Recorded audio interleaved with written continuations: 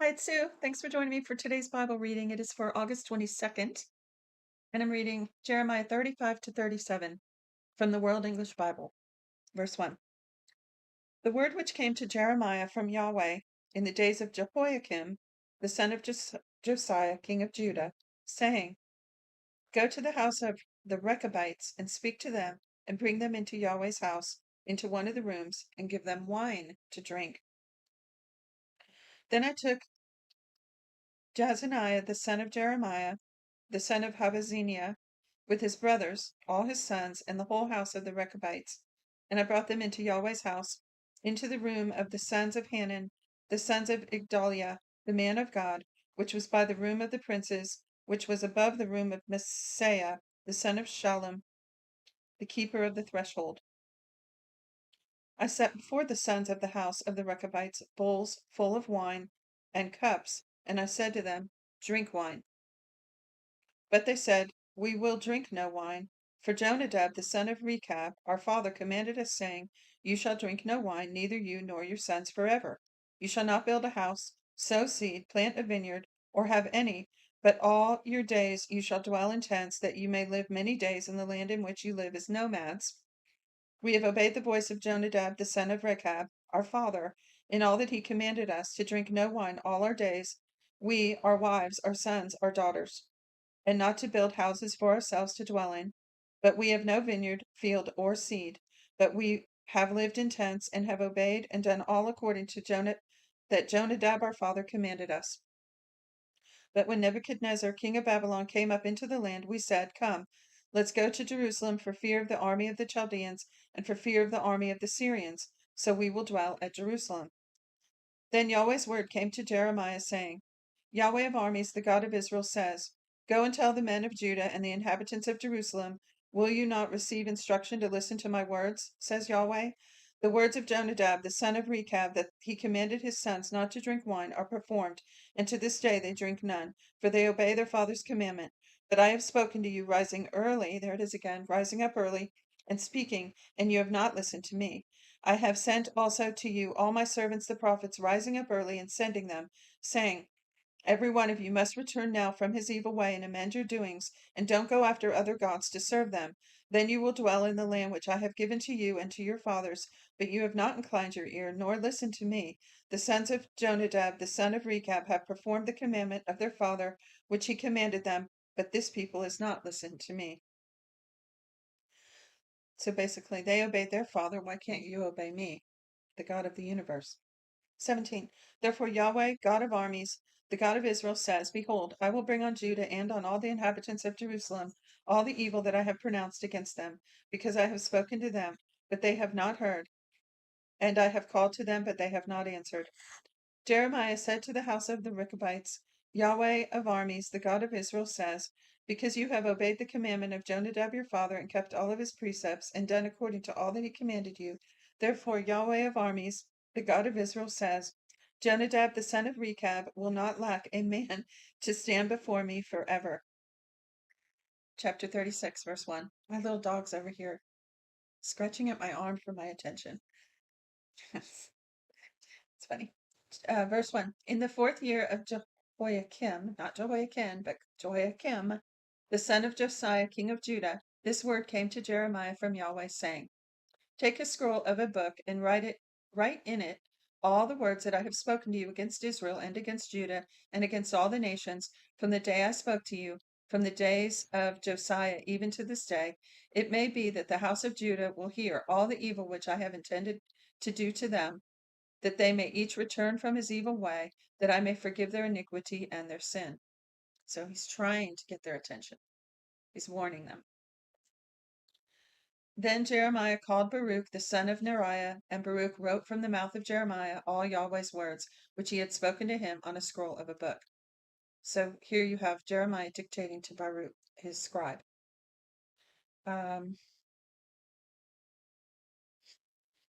Jeremiah, verse 5. Jeremiah commanded Baruch, saying, I am restricted. I can't go into Yahweh's house. Therefore you go and read from the scroll which you have written from my mouth, Yahweh's words in the ears of the people in Yahweh's house on the fast day.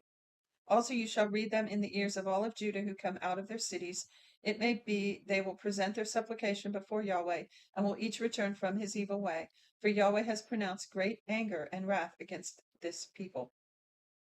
Baruch the son of Neriah did according to all that Jeremiah the prophet commanded him, reading the book Yahweh's reading in the book Yahweh's words and reading in the book Yahweh's words in Yahweh's house. Got it. Now in the 5th year of Jehoiakim, son of Josiah, king of Judah, in the 9th month, all the people in Jerusalem and all the people who came from the cities of Judah to Jerusalem proclaimed a fast before Yahweh. Then Baruch read the words of Jeremiah from the book in Yahweh's house, in the room of Gemariah the son of Shaphan, the scribe, in the upper court, at the entry of the new gate of Yahweh's house, in the ears of all the people. When Micaiah the son of Gemariah, it seems like there was, now I'm not a historian, and I only draw this off of bits and pieces that I've learned over the years, but I get the impression that kind of like it was open mic in various places around the temple at different times. They had teachers here, there, and everywhere.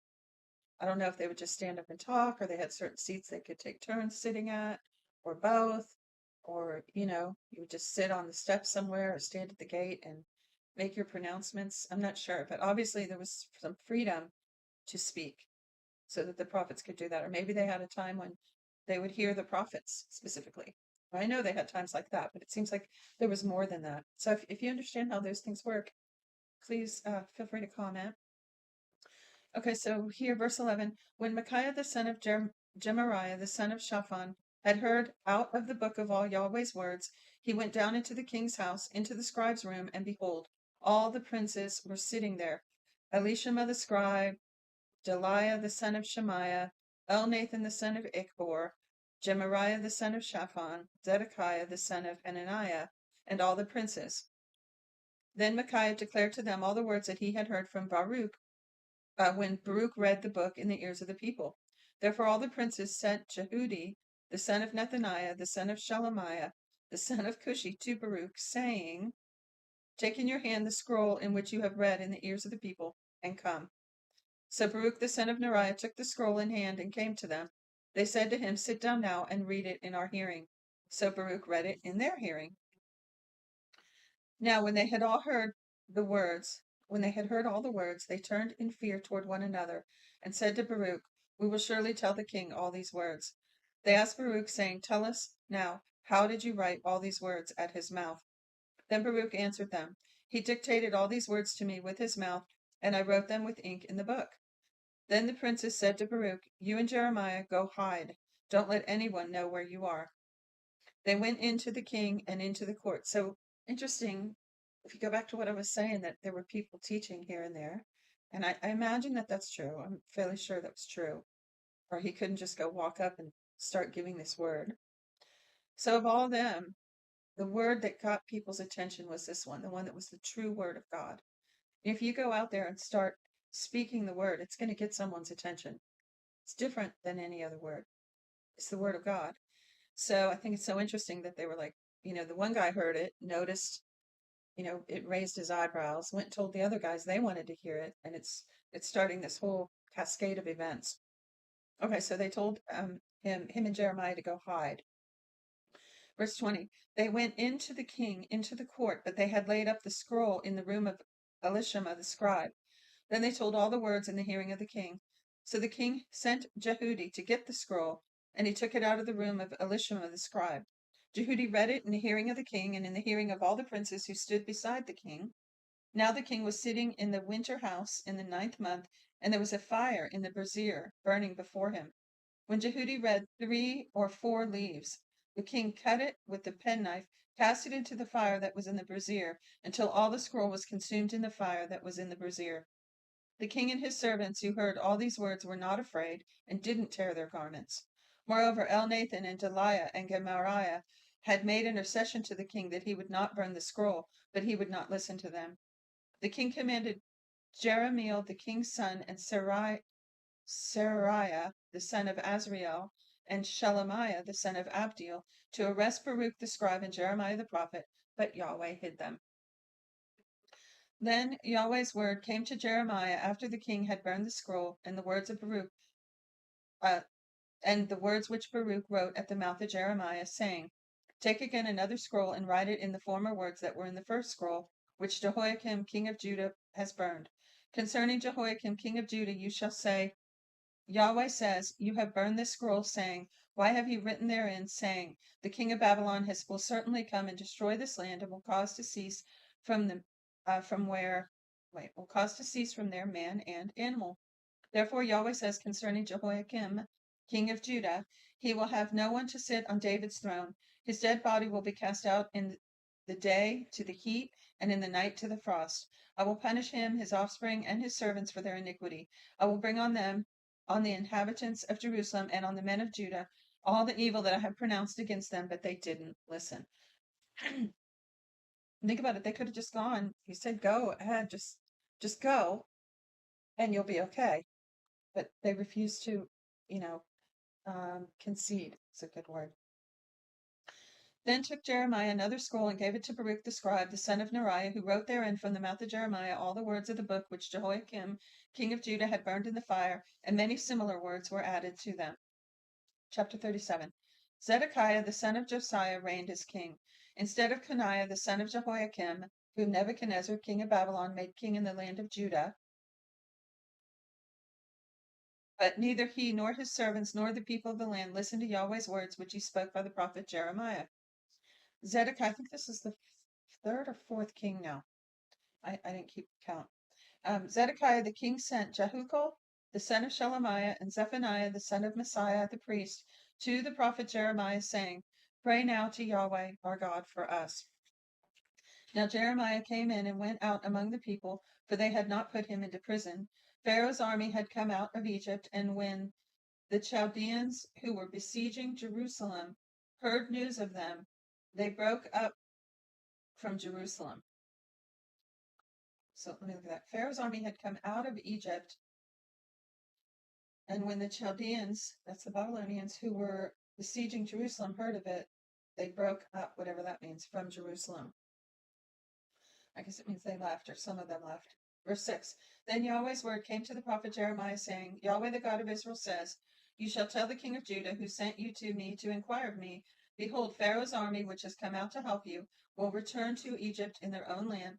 The Chaldeans will come again and fight against this city. They will take it and burn it with fire.